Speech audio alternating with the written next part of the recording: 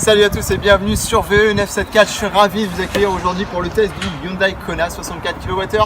Comme on l'a annoncé lundi, aujourd'hui notre test va essentiellement porter sur son autonomie. Donc on va partir faire les trajets. En attendant, je vais rapidement vous parler de la recharge. Il faut savoir que ce Hyundai Kona accepte deux types de prises, la type T2 en 7,5 kW et la type combo qui pourra aller jusqu'à 100 kW, donc pour recharger en vitesse rapide, ce qui pourra vous donner quasiment l'autonomie pleine en moins de 50 minutes. Pour l'instant, on n'en a pas encore sur la Réunion, mais c'est amené à venir. En attendant, on va vous parler rapidement des petites options à l'intérieur. Au niveau technologique, il faut savoir que c'est un petit bijou de technologie à l'intérieur. Donc on va vous montrer tout ça, c'est parti. Donc voilà, donc là on se retrouve à l'intérieur de ce Hyundai Kona. Donc au niveau de l'intérieur, c'est très bien fait, les matériaux même plastiques sont de très bonne qualité, et c'est surtout en fait cette partie qui est très intéressante puisqu'elle a été largement surélevée par rapport à la version thermique. Donc la version thermique, on va avoir une centrale qui est beaucoup plus basse avec donc le pommeau de vitesse, alors que là pour la version électrique on se retrouve vraiment avec une partie centrale qui est très agréable donc pour conduire, sachant qu'un électrique ça se conduit d'une seule main. C'est plutôt appréciable. Au niveau des rangements, donc on a deux porte-gobelets classiques et ce grand coffre central qui est très agréable. On peut mettre pas mal de choses à l'intérieur. Et juste en dessous, on peut encore mettre deux téléphones par exemple, la partie passager peut largement y mettre son téléphone pour le recharger juste ici avec des prises USB, un vrai allume-cigare ici à la gauche en 12 volts. Et pour le conducteur, ce qui est très intéressant, c'est ce petit vide-poche qui est en fait un recharge pour le téléphone sans fil, donc compatible avec la plupart des téléphones modernes comme l'iPhone 10. Et lorsqu'on le branche en USB, que ce soit un Android ou un iPhone, on peut directement avoir le mirror screen sur l'écran principal. Donc ça c'est très intéressant, c'est une option qui est proposée de plus en plus dans les véhicules d'aujourd'hui et qui permet d'avoir avec les applications compatibles son téléphone sur l'écran principal. Donc ça c'est très intéressant puisqu'une fois qu'on ferme le petit vide-poche, on n'a plus besoin de toucher à son téléphone, on utilise directement les commandes de la voiture. Donc ça c'est très agréable. Pour ce qui est des menus sur l'écran, donc on a un écran tactile qui est plutôt sympa, plutôt bien fait. Il n'y a pas de fioritures, c'est très simple d'utilisation, on s'y retrouve assez facilement. Et il y a une petite personnalisation, donc mon menu où on peut rajouter directement l'accès à la radio, multimédia, etc. Ce qu'on a l'habitude d'utiliser, donc ça c'est très appréciable. Et bien sûr, comme je vous ai dit tout à l'heure, donc configurer Android Auto et l'Apple CarPlay. Donc ça c'est plutôt pas mal. Pour ce qui est des commandes au volant, on a les commandes classiques, donc éclairage, les essuie-glaces. Ici on va avoir le limitateur de vitesse, le régulateur. Et les commandes pour la fonction multimédia, donc le téléphone, le volume, changer de station, etc. Donc ça, c'est plutôt basique. Et on a ces petites palettes au volant qui ressemblent aux palettes de volant de changement de rapport sur les voitures thermiques, qui en fait là, va nous permettre de changer la façon dont on récupère l'énergie de la voiture. Plus vous allez être sur un mode forcé, donc le mode 3, plus la voiture va récupérer d'énergie lorsque vous allez ralentir. Et quand vous êtes en mode 0, donc sans le mode récupération, enfin vous récupérez quoi qu'il arrive, mais là la voiture est quasiment comme en roue libre. Donc ça c'est très agréable. Et le mode 3, je dois vous avouer, ressemble énormément à l'option qu'on avait, si vous avez regardé nos tests de la Nissan Leaf, à l'e-pédale. C'est ce qui permet en fait de ne jamais utiliser le frein. Dès que vous lâchez l'accélérateur, la voiture freine toute seule avec ce frein moteur, frein d'énergie. En plus de récupérer énormément d'énergie, c'est très confortable. Mais surtout, c'est très économique puisqu'en fait, vous évitez d'user les plaquettes et les disques de frein puisque vous utilisez que le frein moteur. Donc là, avant de les changer, je peux vous dire qu'il va se passer pas mal de bornes. Donc ça, c'est vraiment une très bonne qualité qu'à ce qu'on a avec la Nissan Leaf deuxième génération. Pour ce qui est de l'habitabilité, c'est quand même assez confortable. Le fait que la batterie soit juste sous le plancher, c'est vrai que ça manque un petit peu de profondeur pour les passagers au niveau des jambes. On est tout de suite sur le plancher direct, il n'y a pas d'allongement pour les jambes. Et pour quelqu'un qui est assez grand, c'est vrai que le plafond est assez bas. Donc ça reste un SUV, on est entre un mi-break et un mi-4x4, donc c'est vrai que quelqu'un qui fait un peu plus d'1m80, 1m85 va se sentir peut-être un petit peu à l'étroit. Mais sinon, pour le reste, pour quelqu'un de taille moyenne, c'est vrai que c'est quand même relativement très agréable. La configuration des sièges en tout électrique, et là on peut vraiment configurer le siège pour être le plus à l'aise possible dans le véhicule, c'est quand même très agréable. On va aller faire un petit tour du côté du coffre. Je vais vous montrer, il n'y a quasiment pas de différence avec la version thermique. C'est parti. Donc voilà, donc au niveau du coffre, on a quand même de la place. Il faut savoir que comme l'électrique n'a pas, la batterie est au sol, on conserve vraiment un très bon coffre de 330 litres il me semble. Juste une petite chose que je regrette personnellement sur ce véhicule, c'est qu'aujourd'hui le Jaguar E-Pace le fait, Tesla le fait sur tous ses modèles, c'est qu'ils ont aussi intégré le moteur en fait directement dans les roues. Ce qui fait qu'à l'avant, on a un petit coffre. Sous le capot, au lieu d'avoir le moteur, on a tout simplement un petit coffre. Et comme on a une voiture électrique, on se balade avec des câbles. L'avantage de ce petit coffre à l'avant, c'est qu'on peut mettre ces câbles dedans. Et ça nous évite de prendre de la place assez inutilement dans le coffre. Même si cette pochette est assez bien pensée avec les scratchs, quand on va faire les courses, malheureusement, on ne se retrouve pas avec un coffre totalement lisse. Mais ça va, c'est que mon avis personnel. Une fois posé au sol, le câble prend pas beaucoup de place. Voilà, ça c'était pour l'habitabilité de cette voiture. On va aller faire l'essai routier. Donc notre trajet d'aujourd'hui va être très simple. On va aller jusqu'à Saint-Pierre en mode Eco Plus, on va revenir en mode Eco Plus. On va venir se recharger ici pour déjeuner, on va même aller manger.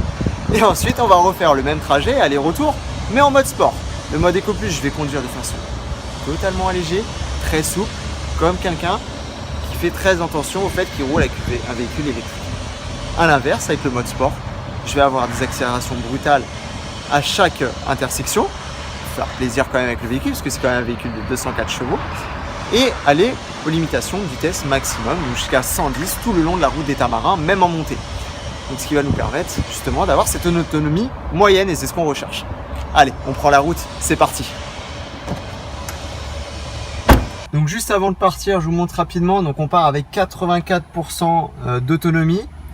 Donc l'afficheur nous affiche 392 km d'autonomie restante. Donc voilà, 392. Donc on est en mode Eco Plus.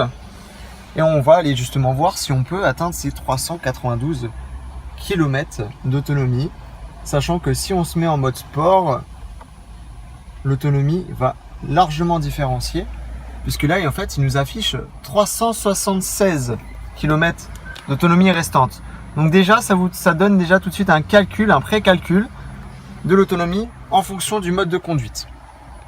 Donc, pour activer le mode Eco Plus, je reste appuyé sur Drive Mode. Et là, je suis en mode Eco Plus. Et là, le limitateur de vitesse se met automatiquement sur 90 km/h. Allez, c'est parti pour cet essai conduite du Hyundai Kona 64 km/h.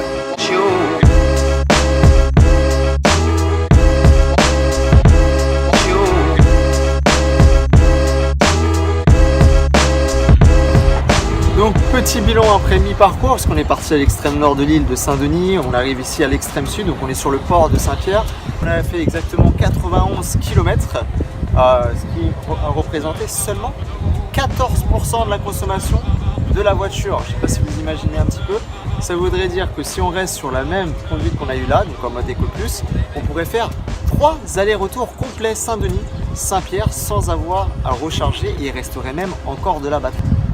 Donc on a fait un petit calcul rapide en fonction de la consommation qu'on a eu là et la consommation moyenne en roulant en Eco Plus, en faisant un mix entre de la nationale à 110, de la ville à 50 et de la départementale à 70, à une autonomie de 650 km. Ça reste encore théorique, c'est en fonction des calculs de cette distance qu'on vient de faire qui est de seulement 91 km, ce qui est énorme pour un véhicule 100% électrique.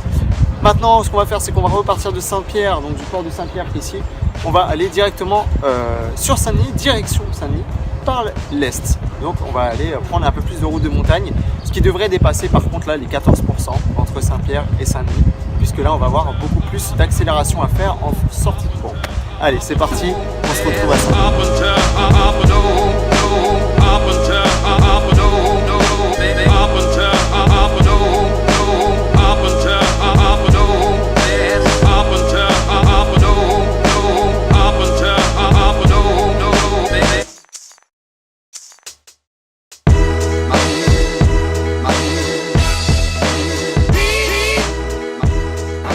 Voilà, c'est le bilan de ce premier tour de l'île en mode Eco Plus, donc le mode plus efficient de cette Hyundai Kona. Donc après 5h30 de route et 222 km parcourus avec seulement 34% d'utilisation de la batterie. Hein, c'est-à-dire on est parti d'ici, comme on vous a montré sur les images, à 84%, là il nous en reste plus que 50%.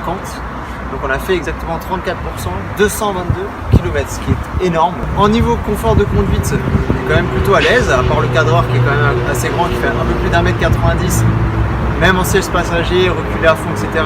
C'est vrai qu'au niveau des jambes, ça manque un peu de profondeur, ça on l'a déjà expliqué à cause justement de la batterie qui est sous le plancher, qu'on manque un peu de profondeur de jambes.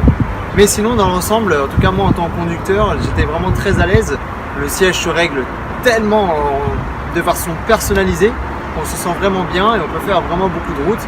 Là vous voyez, je viens de faire plus de 220 bornes et au niveau du corps, j'ai mal nulle part. Souvent on a mal au lombaire et là c'était très bien pensé.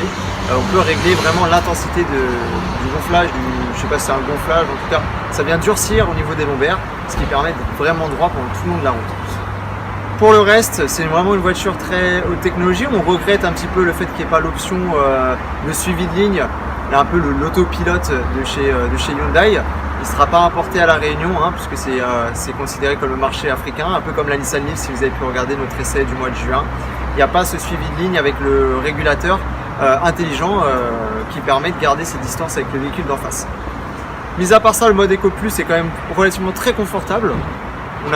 Tout est très souple, chaque accélération qu'on fait, il n'y a pas de montée dans les tours, ça reste vraiment très agréable pour tout le monde, pour l'habitacle, etc.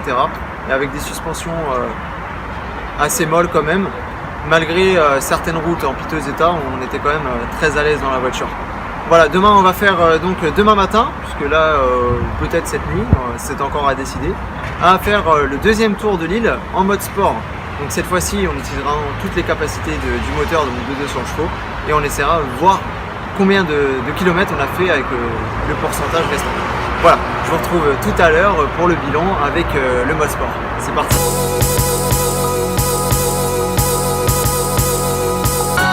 Voilà, donc on se retrouve à mi-parcours, on se retrouve exactement au même endroit qu'hier, donc avec exactement le même itinéraire. Donc on a fait 90 km ce matin. Et on a utilisé en fait 25% de la batterie. Alors je vous rappelle, hein, hier on a utilisé 14% pour faire le même trajet, mais en mode Eco Plus, on était en mode sport avec donc les feux allumés, un petit peu de chauffage et la musique à fond. Donc ce qui veut dire qu'on a vraiment consommé plus, mais on s'attendait quand même encore beaucoup plus. On s'attendait quasiment au double, voire plus. On s'attendait à plus 30%. En fait, on est arrivé à 25% d'autonomie pour faire exactement le même trajet. Si on prend le ratio, hier, on arrivait à une batterie maximum à 650 km d'autonomie en Eco Plus. Là, par contre, on arrive plus dans les 380. Donc, c'est exactement ça qui va pouvoir nous donner à petit peu près l'autonomie réelle. Donc, on va pouvoir vraiment faire ce calcul une fois qu'on aura fait dans l'autre sens, donc direction l'Est pour arriver sur Saint-Denis. Donc, c'est parti, on y va.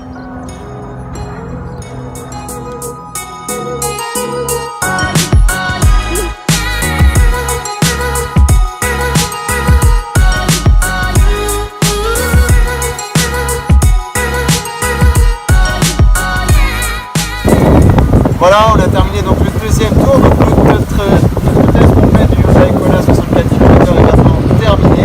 Nous avons fait les deux tours de l'île avec les deux modes les plus extrêmes donc, de cette voiture. Donc là avec le mode sport, donc, nous avons effectué donc, les 222 km, la même distance hier, mais avec on a mangé 65% de la batterie. Si on prend le ratio kilomètres en pourcentage parcouru, hier en mode Eco Plus, 1% valait à peu près 6,5 km, donc pour 100% on avait 650 km d'autonomie théorique. Et aujourd'hui on est descendu à 3,41, ce qui nous donne une autonomie d'à peu près 341 km en mode sport, tout en se faisant plaisir, avec des montées, avec énormément de voies rapides. Donc il y a vraiment moyen de se faire plaisir et de faire vraiment beaucoup de bornes. Il reste encore 19%, on n'a pas terminé complètement la batterie et pourtant on a roulé un petit peu comme des cochons, si je puis me permettre, en mode sport. Donc si on prend le ratio, donc ce qu'on voulait c'est avoir une autonomie plus proche de la réalité. Si on prend les 650 d'hier et les 341 d'aujourd'hui, on arrive à une moyenne de 495,5 km d'autonomie en réel. Donc c'est juste énorme. Pour une voiture électrique, elle a énormément. C'est une voiture vraiment très efficiente. En fait, ce qui fait son très bon rapport autonomie, c'est sa récupération d'énergie. Même quand vous bombardez en mode sport, à partir du moment où vous allez lâcher l'accélérateur, vous allez mettre un petit peu de frein, vous allez récupérer tellement d'énergie qu'au final, votre accélération, même si elle a été très puissante, en fait, au final, vous n'avez pas consommé tant que ça. Parce qu'entre ce que vous avez consommé et ce que vous allez récupérer, la différence est assez faible. Ce qui fait qu'on arrive à cette autonomie qui est quand même juste énorme de 495,5 km de moyenne. Ça reste une théorie. Il faudra vraiment vider la batterie pour vraiment voir l'autonomie complète. Mais en tout cas, ça a été un très bon test pour nous. 2 jours de conduite, 400 km. Je peux vous dire que ça a été quand même plutôt agréable. La clim et les sièges climatisés, un très bon point. Vraiment très appréciable. Ça évite d'avoir de l'air frais en pleine figure. Souvent, ça rend malade. Donc ça, c'est très efficace. Pour le reste, la tenue de route dans les virages était assez moyenne lorsqu'on bombarde un petit peu avec le mode sport. C'est vrai qu'on est un peu ballotté, on se prend un peu comme sur un bateau. Donc c'est une voiture qui est vraiment faite pour le confort.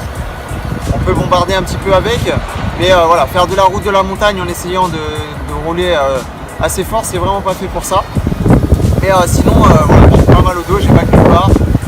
Le siège est très bien maintenu, le fait de vraiment personnaliser, je le disais hier, c'est vraiment un très bon point. Donc voilà, c'est un très bon produit. C'est la première fois que j'utilise une électrique, pourtant j'adore ça, que je regarde quasiment jamais la jauge. Je sais que où j'aille, même en faisant un tour de l'île, je sais que je vais pouvoir y aller. En fait, aucun stress dû à l'autonomie. On peut y aller, on peut bombarder, on peut prendre des montées, on peut faire du trajet, on peut faire de la route. On n'est jamais sous le stress de l'autonomie. C'est vraiment une très bonne voiture. Voilà, nous on va se quitter là. Moi je vais finir par un remerciement à Hyundai, Ettore Automobile, de nous avoir prêté cette Hyundai Kona 64 kWh en version blanche. Donc au niveau tarif, on est à 41 600 € avant le super bonus. Donc si vous avez un diesel d'une certaine année, vous pouvez récupérer encore 2500 €, donc ce qui peut vous faire descendre la facture en dessous les 38 000 €. En tout cas, prix de départ 41 000 €, déjà beaucoup d'options de série. C'est une très belle voiture. Sincèrement, si vous avez les moyens, venez l'essayer, vous verrez par vous-même. C'est vraiment une des meilleures voitures électriques qu'il y a sur le marché. En tout cas, pour son prix, allez-y, foncez quoi. On se retrouve très bientôt pour de nouveaux tests sur VE974. En attendant, portez-vous bien. C'était Romain. Peace.